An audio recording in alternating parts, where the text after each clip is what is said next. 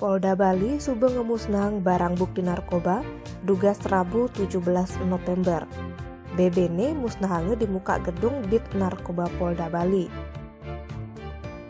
Kapolda Bali Irjen Pol Putujaya Danu Putra kedampingin Dir Narkoba Kombes Pol Muhammad Kozin nerangang BB ane musnahange ane dadi bentuk tanggung jawab apang sing buin salah gunange. Ini masih dari buktian Polda Bali anak serius gati memberantas narkoba.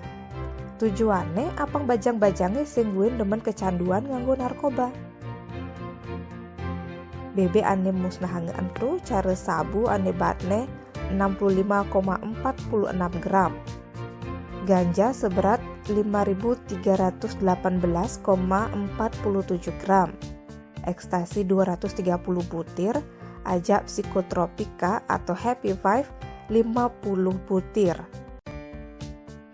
BB entu bakare ada masih blender barengan ajak deterjen. Kapolda Bali Irjen Pol Putujaya Danu Putra nerangang salah sebilang wai ada doken anak metangkap ulian narkoba di Bali. Kombes Pol Muhammad Kozin nerangang uli awal Januari nganti November sube nanganin 680 kasus ajak 838 tersangka kasus narkoba. Tim Bali Express ngelaporang.